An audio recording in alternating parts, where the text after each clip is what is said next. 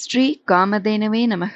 ஸ்ரீ குருபியோ நமக. அனைவருக்கும் நமஸ்காரம். நாளை கபில சஷ்டி. ரோஹிணி நட்சத்திரத்துடன் கபில சஷ்டி எனப்படும் யோகம் இணைந்து வரும் அபூர்வ தினம் இது. வருடத்தில் ஒரே ஒரு முறை மட்டுமே சம்பவிக்கும். இங்கு கபிலை என்பது பசுவை குறிக்கும். இந்த கபில சஷ்டி நன்னாளில் பசுவை அலங்காரம் செய்து வணங்க வேண்டியது மிக அவசியம். அதன் மூலமாக எண்ணிலடங்கா பற்பல நற்பலன்களும் பாங்கான நல்ல வாழ்வும் கிடைக்கும். பொதுவாக கோ பூஜை செய்ய வேண்டிய நாள் இன்று. இந்த நன்னாளில் பசுவை ஆராதிப்பதும் பூஜிப்பதும் வணங்குவதும், பசுவுக்கு சாப்பிடுவதற்கு அகத்து கீரை அல்லது பழம் கொடுக்கலாம் அல்லது உணவளிப்பதும் கோட்டி ஜென்ம பாபத்தை போக்கும் 1000 அஸ்வமேத பலனை தரும். அனைத்து தீர்த்தங்களிலும் ஸ்நானம் செய்த பலன் மற்றும் அனைத்து புண்ணிய கஷேத்திரத்திற்கு யாத்திரை செய்த பலனும் கிடைக்கும். கபில சஷ்டியை கடைபிடிப்பதன் மூலம் தெரிந்தோ தெரியாமலோ செய்த பாபங்கள் அனைத்தும் அழிந்து விடுமாம். இந்த தினத்தில் புனித நதிகளில் நீராடுவது மிகவும் புண்ணியமானதாக சொல்லப்படுகிறது. இந்த தினத்தில் நாரத முனிவர் தெய்வீக நிலை அடைந்ததாகவும் புராணங்கள் சொல்கின்றன.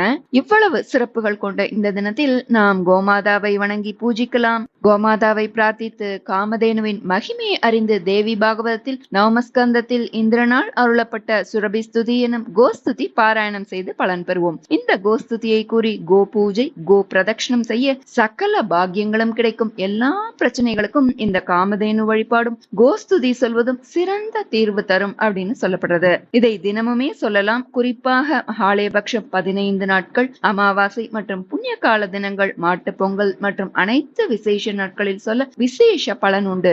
இதனால் நிலையான செல்வம், மகிழ்ச்சி, நல்ல உடல் ஆரோக்கியம், புகழ், வெற்றி, புத்திசாலித்தனமும் தருவாள் சுரபி என்று அழைக்கப்படும் காமதேனு. தேவலோகத்தில் உள்ள பசுவின் பெயரே காமதேனு. நாம் கேட்கும் அனைத்தையும் தரும் சக்தி இந்த பசுவிற்கு உண்டு என்கிறது புராணங்கள். தேவர்களின் தலைவனான இந்திரன் இந்த காமதேனுவை பூஜிப்பதை வழக்கமாக வைத்துள்ளான் என்றால் எவ்வளவு மகிமை வாய்ந்தது என்பதை நாம் தெரிந்து கொள்ளலாம். பசுவின் உடல் முழுவதும் தேவர்கள் வசிப்பதாக ஐதீகம். ஒவ்வொரு பகுதியிலும் ஒவ்வொரு தேவர்கள் வசிக்கின்றனர். அதனால்தான் பசுவை வலம் வந்து வணங்கினால் 30 முக்கோடி தேவர்களை வணங்கிய புண்ணியம் கிடைக்கும் என்கின்றனர் சான்றோர்கள். பசுவின் பின்புறத்தில் மகாலட்சுமி வாசம் செய்வதாக ஐதீகம். அதனால் கோ பூஜை செய்யும் போது பசுவை முன்புறமாக தரிசிப்பதை விட பின்புறம் தரிசனம் செய்வது மிகவும் நன்மை தரும். திருமகள் வாசம் செய்யும் இந்த பின்பாகத்தை தொட்டு வழிபட்டால் முன்ஜென்ம பாபங்கள் விலகுமாம். கோ பூஜை செய்யும் போதும் பசுவின் முன்னேற்றி மற்றும் வால் பகுதியில் சந்தனம் குங்குமம் வைத்து மலர் அணிவித்து வழிபாடு செய்ய வேண்டும். பசுவின் சாணமும் லட்சுமியின் அம்சமே. அதிகாலையில் பசும் சாணத்தை கொண்டு வீட்டு வாசலை மெழுகி கோலமிட்டால் மகாலட்சுமி நம் இல்லம் தேடி வருவாள் என்பது நிச்சயம். பசுவை காலையில் எழுந்ததும் தரிசிப்பது சுபசகுனமாக கருதப்படுகிறது. அதனால் நாள் முழுவதும் அனைத்து காரியங்களிலும் வெற்றிகள் உண்டாகும். பசுவிற்கு அகத்துக்கீரை வாழைப்பழம் கொடுப்பதால் பல தோஷங்கள் அகலும் என்கிறது சாஸ்திரம். பசுவின் கோமியத்தை வீட்டை சுற்றி தெளித்து வர எந்த கெட்ட சக்தியும் நம்மை அண்டாது, நோய் தொற்று ஏற்படாமல் நம்மை பாதுகாக்கும். கோ பூஜை செய்வதால், கோ பிரதட்சணம் செய்வதால் சகல சம்பத்துகளும் கிடைக்கும். முற்பிறவியில் செய்த பாபங்கள் நீங்கிவிடும். 16 செல்வம் பெற்று சிறப்புடன் வாழலாம். நாம் இந்த தினத்தில் பசுவை தரிசித்து வணங்கலாம் அல்லது வீட்டில் காமதேனுவின் படம் வைத்து அல்லது விக்கிரகத்திற்கு பூ வைத்து பூஜித்து இந்த கோஸ்துதியை சொல்லி பலன் பெறலாம். காமதேனு காயத்ரி சொல்ல கேட்டதை கொடுக்கும். அதனால் இந்த தினத்தில் நாம் காமதேனு காயத்ரியும் சுரபி ஸ்துதி எனும் கோஸ்துதி பாராயணம் செய்வோம். காமதேனு காயத்ரி மந்திரம்.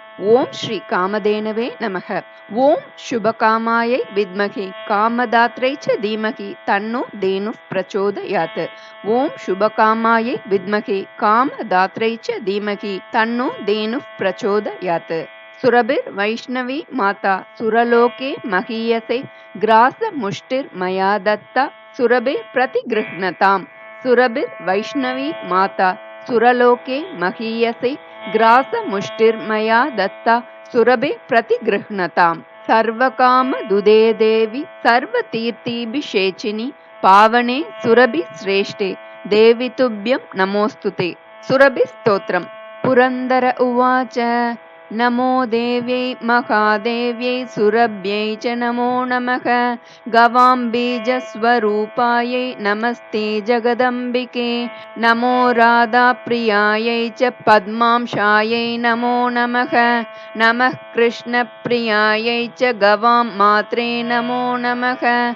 कल्पवृक्षस्वरूपायै सर्वेषां सततं परं श्रीदायै धनदायै च बुद्धिदायै नमो नमः। शुभदायै प्रसन्नायै गोप्रदायै नमो नमः। यशोदायै सौख्यदायै धर्मदायै नमो नमः। स्तोत्रस्मरणमात्रेण तुष्टा हृष्टा जगत्प्रसूः आविर्बभूव तत्रैव ब्रह्मलोके सनातनी। महेन्द्राय वरं दत्त्वा वाञ्छितं सर्वदुर्लभं जगाम सा च गोलोकं ययुर्देवादयो गृहं। बभूव विश्वं सहसा दुग्धपूर्णं च नारद दुग्धाद्घृतं ततो यज्ञस्ततः प्रीतिः सुरस्य च। इदं स्तोत्रं महापुण्यं भक्तियुक्तश्च यः पठेत् स गोमान् धनवांशैव कीर्तिवान् पुण्यवान् भवेत्। सुस्नातः सर्वतीर्थेषु सर्वयज्ञेषु दीक्षितः इह लोके सुखं भुक्त्वा यात्यन्ते कृष्णमन्दिरं। सुचिरं निवसेत् तत्र कुरुते कृष्णसेवनं न पुनर्भवनं तस्य ब्रह्मपुत्रो भवेत्। इति श्रीब्रह्मवैवर्तपुराणे प्रकृतिखण्डे इन्द्रकृतं श्रीसुरभिस्तोत्रं समाप्तम्। ஸ்ரீகாமதேனவே நமः. ஸ்ரீ குருப்யோ நமः. இந்த நன்னாளில் இந்த கோமாதா ஸ்துதியை சொல்ல நிலையான செல்வம், மகிழ்ச்சி, ஒற்றுமை, மன அமைதி என அனைத்தையும் பெற்றிடலாம். அனைவரும் தவறாமல் பாராயணம் செய்து வளமும் நலமும் பெறுவோம். நல்லதே நடக்கும். நமஸ்காரம்.